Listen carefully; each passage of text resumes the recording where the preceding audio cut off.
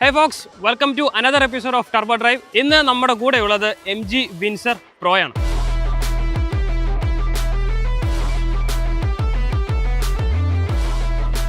MG വിൻസറിൽ നിന്നും Windsor പ്രോയിലേക്ക് വരുമ്പോൾ കാര്യമായിട്ടുള്ള വ്യത്യാസങ്ങൾ റേഞ്ചിലും ഫീച്ചേഴ്സിലുമാണ് MG കൊണ്ടുവന്നിരിക്കുന്നത്. എന്നാൽ വിൻസർ പ്രോയിലേക്ക് വരുമ്പോൾ 450 കിലോമീറ്ററാണ് ഒറ്റ ചാർജിൽ കിട്ടുന്നത്. 53 കിലോ വാട്ടിൻ്റെ ഒരു ബാറ്ററിയാണ് ഈ വാഹനത്തിൽ കൊണ്ടുവന്നിരിക്കുന്നത്. കൂടാതെ എയ്ഡാസ് വരുന്നുണ്ട്. ടെക്നോളജി പരമായി കുറച്ചുകൂടി അഡ്വാൻസ്ഡ് ആയിട്ടുള്ള ഫീച്ചേഴ്സ് സിസ്റ്റവും ഈ ഒരു വാഹനത്തിൽ MG ഓഫർ ചെയ്യുന്നുണ്ട്. ഫ്രണ്ടിലേക്ക് നോക്കുകയാണെങ്കിൽ വലിയ ഒരു DRL നമുക്ക് കാണാനായിട്ട് സാധിക്കും. അതിൽ ക്രോം എലമെന്റ് 2 എൻഡും തമ്മിൽ കണക്ട് ആക്കുന്നുണ്ട്. MGയുടെ ലോഗോ കാണാനായിട്ട് സാധിക്കും.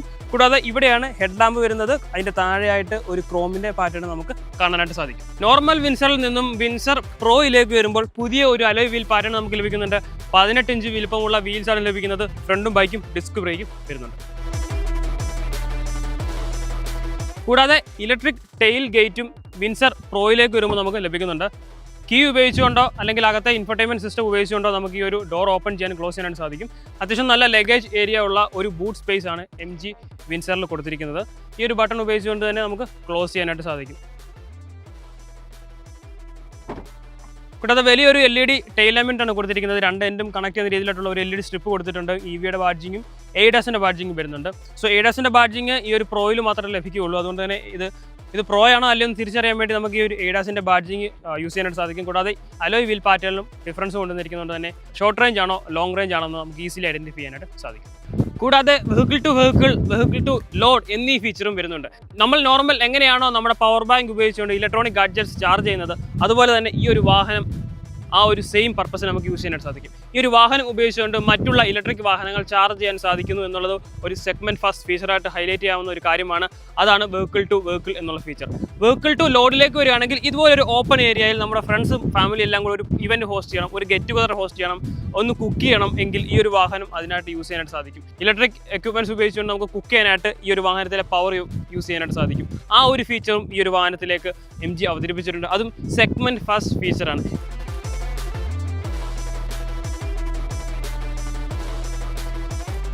53 കിലോ വാട്ടിൻ്റെ ബാറ്ററിയാണ് ഈ ഒരു വാഹനത്തിൽ കൊടുത്തിരിക്കുന്നത്. അതാണ് ഈ ഒരു വാഹനത്തിൻ്റെ ഏറ്റവും ഒരു പ്രോയിലേക്ക് വരുമ്പോൾ എടുത്തു പറയേണ്ട ഒരു ഫീച്ചർ എന്ന് പറയുന്നത്. അതുകൊണ്ട് തന്നെ 449 കിലോമീറ്റർ റേഞ്ച് നമുക്ക് ഈ ഒരു വാഹനത്തിൽ കിട്ടും.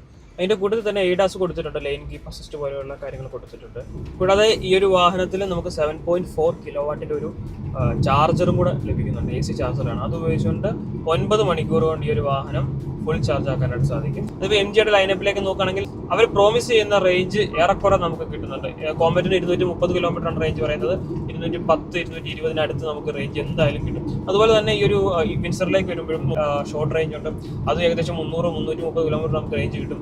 ലോങ് റേഞ്ചിലേക്ക് വരുമ്പോൾ 450 കിലോമീറ്റർ റേഞ്ച് പറയുന്നുണ്ട്. അതും ഏകദേശം 420-430 അടുത്ത റേഞ്ച് എന്തായാലും കിട്ടും. കാര്യം ആ ഒരു രീതിയിലാണ് MG ഒരു വാഹനത്തിന്റെ റേഞ്ച് പ്രോമിസ് ചെയ്യുന്നത്. ആ പ്രോമിസ് ചെയ്യുന്ന റേഞ്ച് ഒരു വാഹനം യൂസ് ചെയ്യുന്ന ആൾക്ക് ലഭിക്കുന്ന രീതിയിലാണ് ഇതിന്റെ ഒരു പാക്കേജും കാര്യങ്ങളും MG കൊടുത്തിരിക്കുന്നത്. പ്രോ റേഞ്ചിലേക്ക് വന്നപ്പോൾ റൈഡ് കുറച്ചുകൂടി ബെറ്റർ ആയിട്ടുണ്ട്. ബിക്കോസ് ആ ഒരു ബാറ്ററി പാക്കിന്റെ സൈസ് കൂട്ടിയതുകൊണ്ട് വെയിറ്റ് ഡിസ്ട്രിബ്യൂഷനിൽ കുറച്ച് കാര്യമായിട്ടുള്ള വ്യത്യാസങ്ങൾ വന്നിട്ടുണ്ട്. അതുകൊണ്ട് തന്നെ അത്യാവശ്യം നല്ല രീതിയിൽ ഈ ഒരു വാഹനം ഹാൻഡി ആയിട്ട് തോന്നുന്നുണ്ട്. ഈ ഒരു വാഹനത്തിന്റെ ബ്രെയിൻ എന്ന് പറയുന്നത് ഈ ഒരു ഇൻഫർടൈൻമെന്റ് സിസ്റ്റമാണ്. കാര്യം എല്ലാ ഫീച്ചേഴ്സും ഫംഗ്ഷൻസും എല്ലാം ഈ ഒരു ഇൻഫർടൈൻമെന്റ് സിസ്റ്റത്തിലാണ് കൊടുത്തിരിക്കുന്നത്.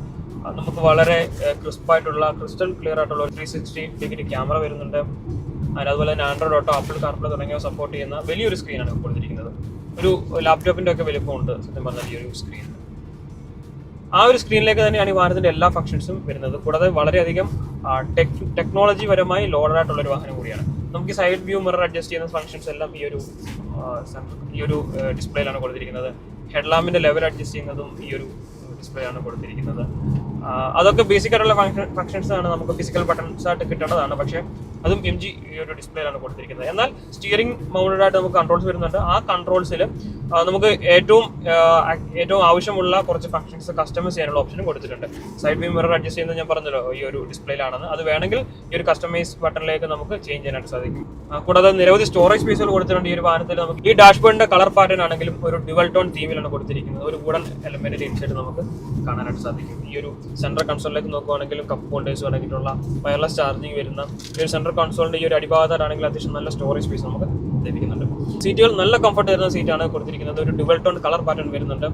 വെന്റിലേറ്റഡ് സീറ്റ് നമുക്ക് ലഭിക്കുന്നുണ്ട്. ഈ ഒരു ഡ്രൈവർ സീറ്റ് ഇലക്ട്രിക്കലി അഡ്ജസ്റ്റ് ചെയ്യാനായിട്ട് സാധിക്കും. സെക്കൻഡ് റോയിൽ അത്യാവശ്യം നല്ല ലെഗ് സ്പേസും നല്ല അണ്ടർ തൈ സപ്പോർട്ടും പ്രൊവൈഡ് ചെയ്യുന്ന സീറ്റ്സ് ആണ് കൊടുത്തിരിക്കുന്നത്. 3 പേർക്കുള്ള ഡെഡിക്കേറ്റഡ് ഹെഡ് റെസ്റ്റ് കൊടുത്തിട്ടുണ്ട്. അതുകൊണ്ട് തന്നെ 3 പേർക്ക് പ്രോപ്പറായിട്ട് ഇരിക്കാൻ പറ്റുന്ന ഒരു സീറ്റ് കോൺഫിഗറേഷൻ ആണ് കൊടുത്തിരിക്കുന്നത്. EV ആയതുകൊണ്ട് തന്നെ ഫ്ലോർ ഫ്ലാറ്റ് ആണ്. അതുകൊണ്ട് നല്ല ലെഗ് സ്പേസോട് കൂടി നല്ല ലെഗ് റൂമോട് കൂടി യാത്ര ചെയ്യാൻ പറ്റുന്ന ഒരു സീറ്റാണ് കൊടുത്തിരിക്കുന്നത്. അത്യാവശ്യം നല്ലൊരു കംഫർട്ട് ഫ്രണ്ടിലാണെങ്കിലും ബൈക്കിലാണെങ്കിലും നല്ലൊരു കംഫർട്ട് ഓഫർ ചെയ്യുന്ന ഒരു സീറ്റ്സും ഒരു റൈഡ് ആൻഡ് ഹാൻഡ്ലിംഗുമാണ് ഈ ഒരു വാഹനത്തിൽ കൊടുത്തിരിക്കുന്നത്. 17.49 lakhs നിലവിൽ MG ഈ ഒരു വാഹനത്തിനെ ലോഞ്ച് ചെയ്തിരിക്കുന്നത്. അത് ഇൻട്രൊഡക്ടറി പ്രൈസ് ആണ്. 8000 ബുക്കിംഗ്സിനാണ് ആ ഒരു വില നമുക്ക് ലഭിക്കുക. അതിനുശേഷം എനിക്ക് തോന്നുന്നത് എൻ്റെ രൂപം ശരിയാണെങ്കിൽ 18 ലക്ഷം രൂപയ്ക്കായിരിക്കും ഈ ഒരു വാഹനം MG ലോഞ്ച് ചെയ്യാനായിട്ട് പോവുക. നമുക്ക് MG വിൻസറിൻ്റെ ഷോർട്ട് റേഞ്ച് കിട്ടുന്നുണ്ട്, ലോങ് റേഞ്ച് കിട്ടുന്നുണ്ട്. നിങ്ങളുടെ ബഡ്ജറ്റ് അനുസരിച്ച് നിങ്ങൾക്ക് ചൂസ് ചെയ്യാനായിട്ട് സാധിക്കും. അത്യാവശ്യം നല്ല ഫീച്ചേഴ്സ് പാക്കഡായിട്ടുള്ള നല്ല ലോങ് റേഞ്ച് കിട്ടുന്ന ഈ ഒരു EV ലൈനപ്പ് നോക്കുകയാണെങ്കിൽ മറ്റുള്ള ബ്രാൻഡ്സിനെക്കാളും കുറച്ചുകൂടി നമുക്ക് വിശ്വസിച്ചുകൊണ്ട് ലോങ് റേഞ്ച് പോകാൻ പറ്റുന്ന ഒരു ബാറ്ററി കപ്പാസിറ്റിയും റേഞ്ച് പ്രോമിസുമാണ് MG വിൻസറിലൂടെ നമുക്ക് അവതരിപ്പിച്ചിരിക്കുന്നത്. അതുകൊണ്ട് തന്നെയാണ് ചുരുങ്ങിയ ടൈമിനുള്ളിൽ ഇന്ത്യൻ വിപണിയിലേക്ക് നിരവധി MG വിൻസറുകൾ ഇറങ്ങാനായിട്ടുള്ള ഒരേ ഒരു കാരണം. മറ്റൊരു ദിവസം മറ്റൊരു വാഹനമായിട്ട് കാണാം. Thanks for watching.